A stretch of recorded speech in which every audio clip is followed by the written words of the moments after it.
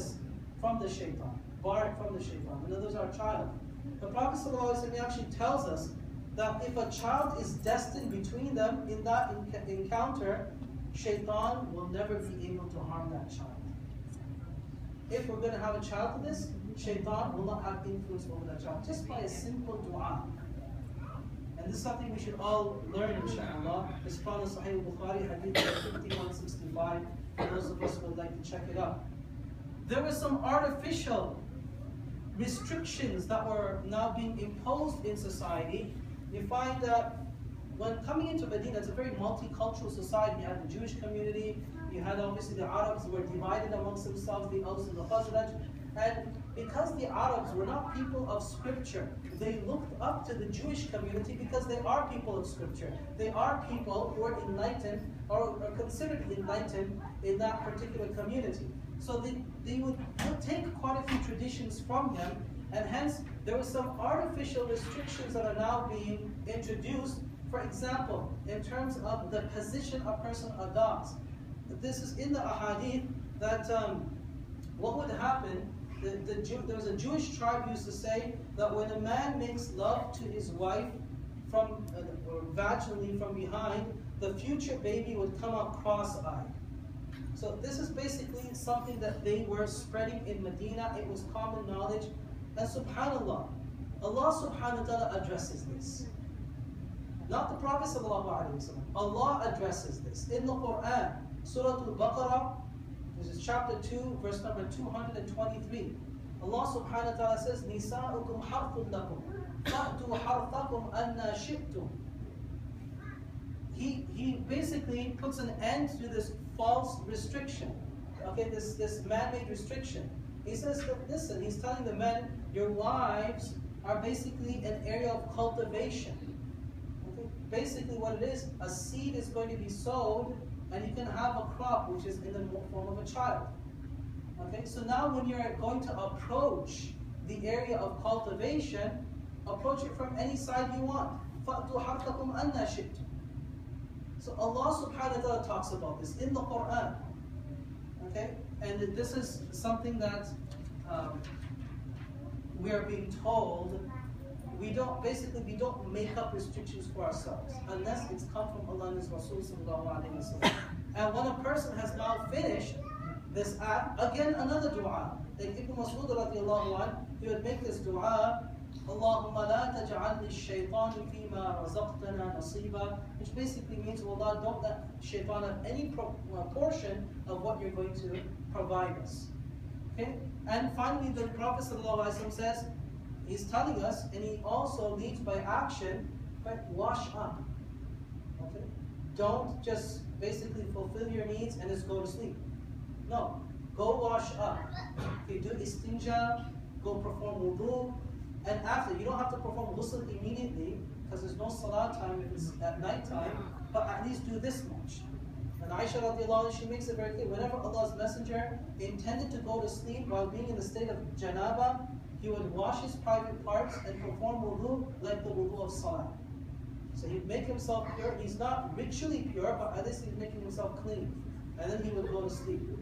Aisha radiallahu anha, and then it tells us at what point will ghusl be mandatory. Is also important to know.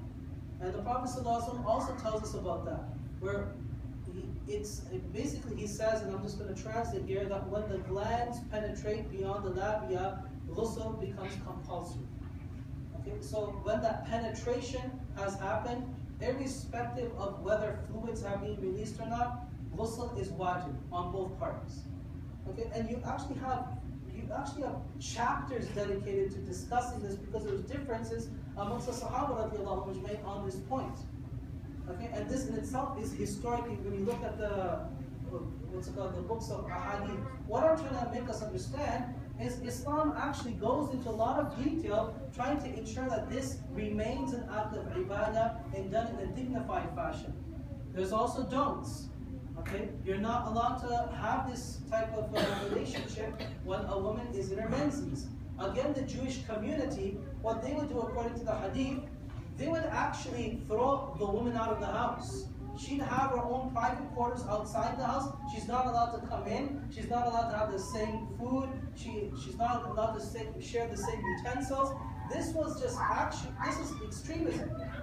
So the Prophet, forget the Prophet, Allah subhanahu wa ta'ala, He addresses this in Surah Al-Baqarah.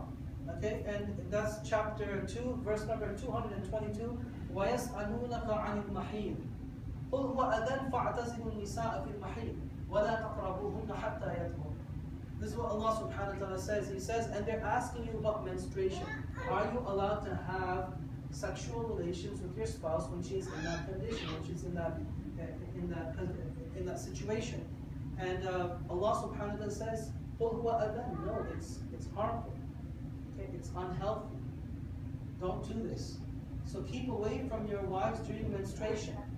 فَاعْتَزِلُوا النِّسَاءَ فِي الْمَحِيضِ. This is where you understand that just by reading the translation of the Quran, you cannot understand fully what Allah subhanahu wa ta'ala is conveying. You have to have Rasulullah sallallahu alaihi wasallam explain what this means. So the Prophet sallallahu alaihi wasallam explains this verse. What does فَاعْتَزِلُوا النِّسَاءَ, stay away from your women, mean? The Prophet sallallahu alaihi wasallam says, make love to them in your homes and do everything with them except penetration.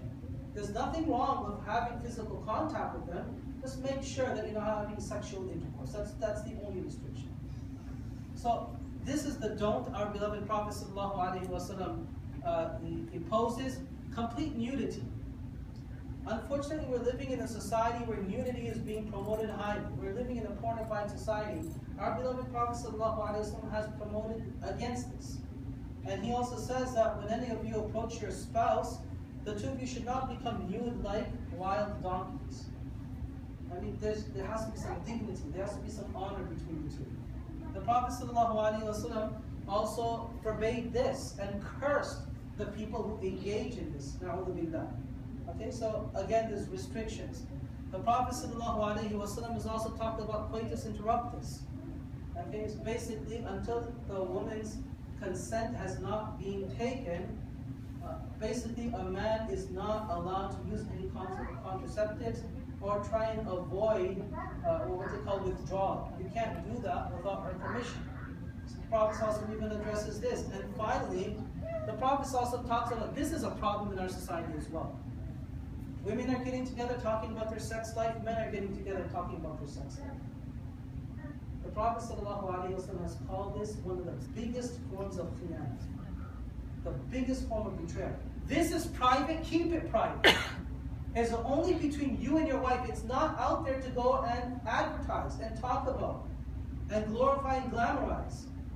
By doing this, we are falling in the eyes of Allah subhanahu wa ta'ala. So the gist of this is have healthy sexual relations, but keep that private.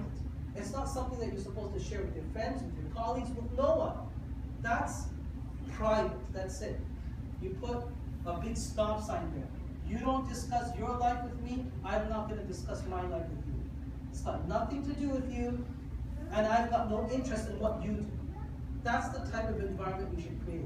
Not conveniently just talking about, you know, this, that, and the other, which I don't want to get into the details of. That's totally unacceptable. Okay, so this is the way Islam has addressed it.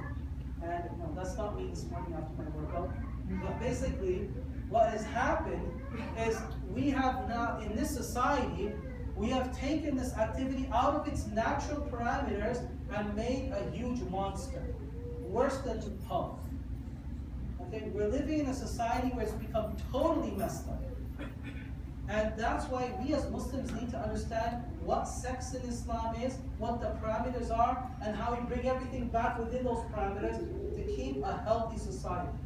The moment you come out of those parameters, you're going to have nothing but a messed up machine.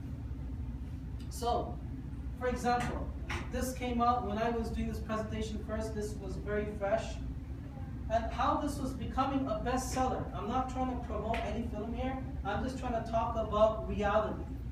That how you have a movie on how a woman is being totally, subjugated in the most despicable manner, and it's a bestseller. People are going to watch this. The book is a bestseller. I haven't read the book myself, but I've read about the book and how people even in the world of publishing, they're criticizing the actual, what's it called, the standard of literature. It's like so substandard, but people are just flocking. And the surprising thing is, more women are buying this than men. And it's all about how a man is going to abuse a woman, there's a term for this, with her consent. Okay, degrading her. And women are buying this and enjoying this. I'm just thinking, what has happened to society? What has happened to our minds? But this is the reality. We've made a complete monster out of what is going on. And typically, like I said in the beginning, we don't want to talk about it. In our home, we put that tape on our mouths. Don't talk about it. Just basically brush it under the carpet. And the only time we become concerned is when it comes to our doorstep, or hamani izzat ka masla. That's when we start getting concerned. But until then, you just turn a blind eye and a deaf ear. My dear brothers and sisters, you can't do that in this society. This is a very pornifying society. Understand that. And our sister Farah is going to give us some practical examples of some of the nightmares that we are facing within our society and culture. But this is our reality. Okay? It's become a commodity. Here's some numbers to throw out. Just to show what type of a nightmare we are living in. Look at the industry of pornography. There are over 24 million websites dedicated to pornography. 24 million. That is absolutely absurd. And keep this in mind with those of us who are in business. We all know that